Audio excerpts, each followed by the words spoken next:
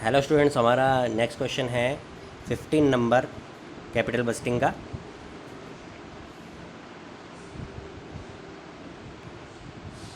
इसके अंदर बताया एक प्रोजेक्ट है, उसकी कॉस्ट है 10 लाख रुपीज़, लाइफ है उसकी 10 ईयर, सालवेज वैल्यू दी हुई है 10 लाख, डिस्काउंट रेट है वो 12% दी हुई है। ठीक है, और ये बता रहा है कि इसके अंदर जो एनुअल प्रॉफिट आफ्टर टैक्स हमारे को हो रहा है 1 लाख।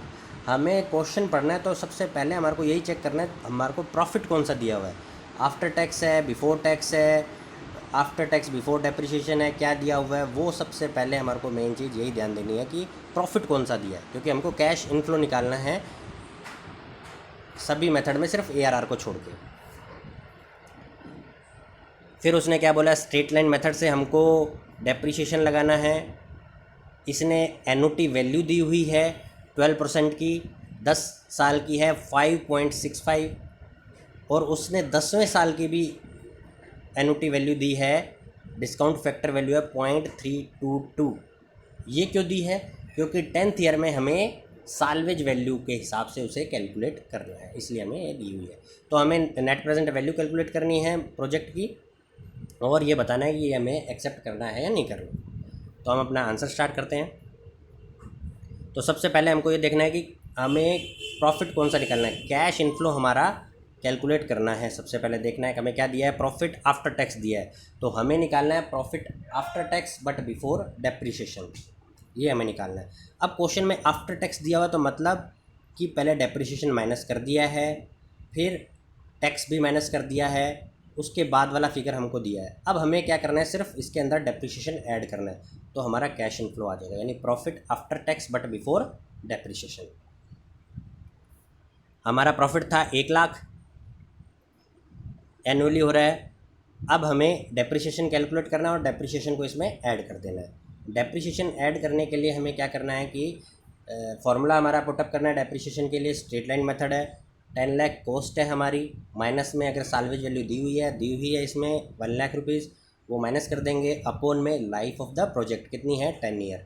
तो हम इसे सॉल्व करेंगे, 10 लाख माइनस 1 लाख अपोन में 10 बराबर में 9 लाख, 9 लाख अपोन में 10 करेंगे तो 90,000 हमारी क्या आ जाएगी डेप्रिसिएशन पर ईयर के हिसाब से।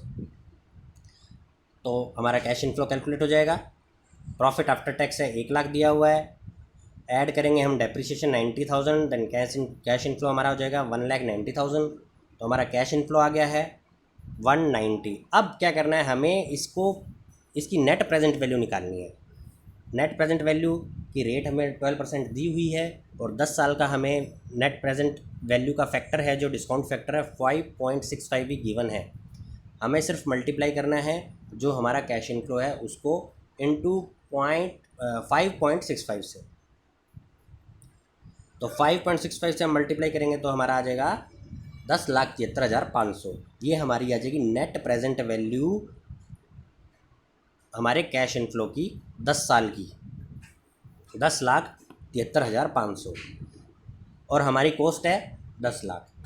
अब इसके अंदर एक और पॉइंट है, सालवेज वैल्यू जो है 1 लाख रुपए, यानी सालवेज वैल्यू मतलब हमें 1 लाख रुपए 10वें साल में और मिलेंगे। ये भी हमारा कैश इनफ्लो हो गया। तो कैश इनफ्लो हो गया तो इसकी नेट प्रेजेंट वैल्यू क्या आएगी, यानी हमें 10वें साल में 1 लाख रुपए मिलेंगे, आज मैं बता रहा हूँ, लेकिन 10वें साल में उसकी वैल्यू क्या रहेगी। तो उसके लिए हमें दिया हुआ है 10वें साल का नेट प्रेजेंट वैल्यू का डिस्काउंट फैक्टर 0.322। तो इससे हम इसे मल्टीप्लाई कर देंगे तो हमें उसकी प्रेजेंट वैल्यू पता चल जाएगी कितनी रहेगी उस टाइम 1 लाख की वैल्यू। तो वो आ जाएगी हमारी 32,200। इन दोनों को ऐड करेंगे तो हमारे कैश इनफ्लो जो है उनकी नेट प्रेजेंट वैल्यू हमें दिख जाएगी। टोटल करेंगे तो 11,05,700, ये हमारा टोटल कैश इनफ्लो आ जाएगा, उनकी नेट प्रेजेंट वैल्यू। अब फॉर्मूले में हम पुटअप कर देंगे प्रेजेंट वैल्यू निकालने के लिए। नेट प्रेजेंट वैल्यू निकालने का फॉर्मूला है टोटल जो प्रेजेंट वैल्यू है माइनस में हमारी इन्वेस्टमेंट कितनी है। तो टोटल प्रेजेंट वैल्यू हमारी 11,05,700 है, माइनस में 10 लाख हमारी कैश आउटफ्लो है, तो हमारा आंसर आ जाएगा 1,05,700। मतलब ये प्रोजेक्ट हमें एक्सेप्ट करना चाहिए। क्यों? क्योंकि इसकी जो प्रॉफिट है हमें 10 लाख से ज़्यादा हमको मिल रहा है, इसमें प्रोजेक्ट एक्सेप्ट करना चाहिए। नीचे डेप्रिसिएशन की कैलकुलेशन है जो पहले बता चुका हूँ मैं, calculation of depreciation working notes में हमें लिखना है cost of the project minus में स्क्रैप वैल्यू अपॉन में लाइफ ऑफ द प्रोजेक्ट। तो 10 लाख माइनस 1 लाख अपॉन में 10, इसको हम सॉल्व करेंगे तो 90,000 हमारी डेप्रिसिएशन आ जाएगी। अच्छा, एक और इसके अंदर पॉइंट आ सकता है कि माना इसने 10 लाख इसकी कॉस्ट बताई है, ये कॉस्ट हमें स्टार्टिंग के ईयर में लगी है। अगर ये बता देता हमको दूसरे साल में या तीसरे साल में या चौथे साल में, जो भी ईयर हो, उस साल में हमने 1 लाख का और इन्वेस्टमेंट किया या 5 लाख का हमने कोई भी इन्वेस्टमेंट किया, यानी 5 लाख कॉस्ट और हमारी लगी है, 5वें साल में लगेगी, तो हम क्या करेंगे, कैश आउटफ्लो में उस फिफ्थ ईयर का हमको नेट, जैसे 10th ईयर का net present value discount factor दिया हुआ है, वैसे ही उस 5th ईयर का या 4th ईयर जो भी हमारा ईयर हो उसका प्रेजेंट वैल्यू दिया होगा।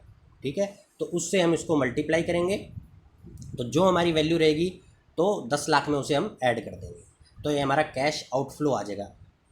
ऐसे नहीं लिखना 10 लाख ही हो गए फिर 5 लाख उसने दूसरे साल में और कैश आउटफ्लो किया, तो 5 लाख की प्रेजेंट वैल्यू हमको निकालनी है इसमें। तो 5 लाख की मान के चलो प्रेजेंट वैल्यू फैक्टर आ गया 0.826 या 871 आ गया, तो 5 लाख को 0.871 से मल्टीप्लाई करेंगे तो उसके कैश आउटफ्लो एग्जैक्ट आएगा, उसको 10 लाख में ऐड करेंगे तो हमारा क्या आ जाएगा, कैश आउटफ्लो कितना है। तो इस हिसाब से हमको क्वेश्चन ये करना है।